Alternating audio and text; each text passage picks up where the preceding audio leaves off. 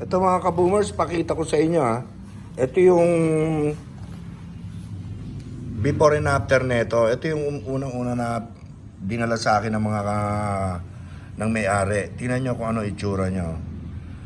Ayan, medyo inaanto kasi ginagapangan ng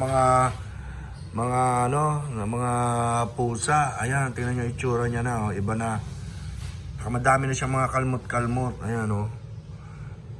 Ayan yung before po. Ito po yung pakita ko lang po sa inyo yung nagawa na natin yung 3-step mapping niya po ito. Ayan po, ayan yung guhit, oh. Makikita niyo, ayan yung guhit niya, oh. Ayan po. Ito na po yung nagawa natin. Ayan na po. Ayan.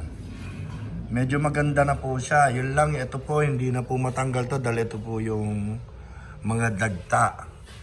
Ayan po, makikita nyo, wala na po siyang Napabayaan po kasi ito sa labas, kaya ayan, makikita nyo, maganda rin po siya. Ayan, after, ito po yung before niya. Tignan nyo po yung before, oh. Ito po yung after. Ayan, makikita nyo. Malaki na po ang pinagbago, tignan nyo. Ganito to, buong katawan to mga ka-boomers. Tignan nyo kung gaano na siya kakintab. Ayan, makikita nyo po. Dito lang po yan sa Evo Shine, auto detailing. Yan po, tayo ang gumawa po niyan. Ayan, 3-step mapping. Ayan, makikita nyo, napakakintab. Pero nung pinasok po ito noon, hindi ganito. Maraming kalmot siya ng pusa. Ayan po, kaya makikita nyo, napakaganda po niya.